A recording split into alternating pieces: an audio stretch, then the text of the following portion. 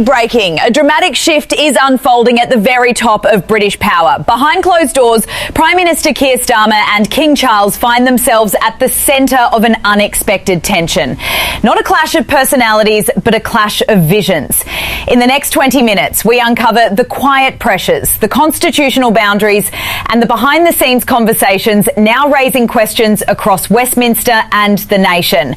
Stay with us, because what's happening between Downing Street and the Palace could shape Britain's next decade.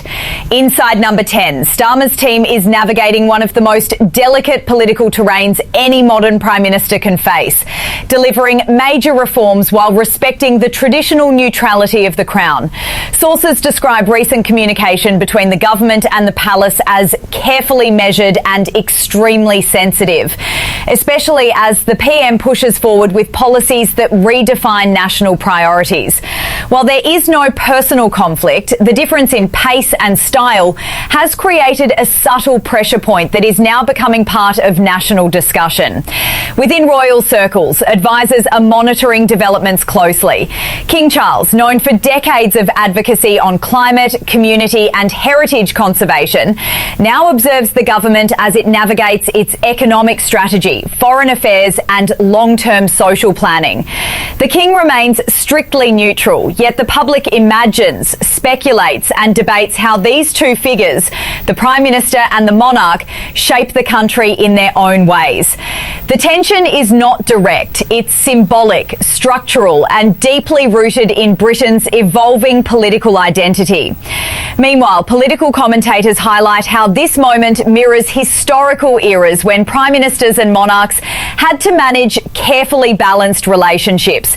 Nothing unlawful, nothing improper, simply the natural friction that emerges when a government moves quickly and a monarchy stands as the anchor of continuity.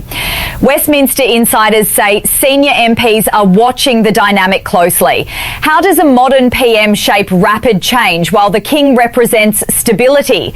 Every decision from Number 10, every speech from the Palace becomes part of the national reading of this delicate balance. The public impact is profound. Some citizens look to the Prime Minister for action and bold reform.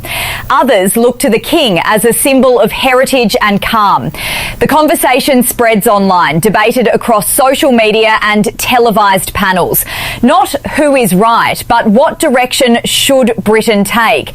The curiosity is intense because the story isn't a conflict, it's a crossroad.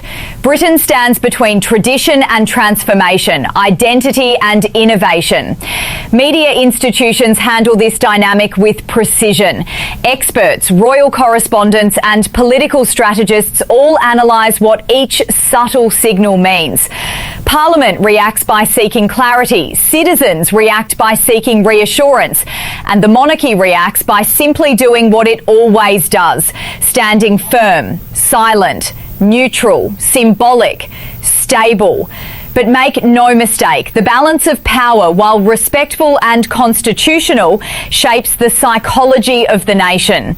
As we move into the next phase, the real question becomes, will this be a period remembered for cooperation between the Palace and Number 10, or for quiet tension that signalled deeper societal divides? The future of Britain depends not on confrontation, but on communication, respect and alignment between its symbolic and democratic pillars. And that alignment is being tested, not publicly, but through the decisions made day after day. As Britain navigates economic uncertainty, social change and geopolitical pressure, the roles of King Charles and Keir Starmer take on heightened significance. Their alignment, or lack thereof, could influence how stable the nation feels.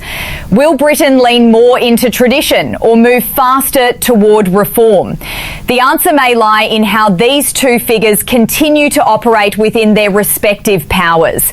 In closing, I want to ask you, do you believe the Prime Minister and the King will find harmony in shaping Britain's future?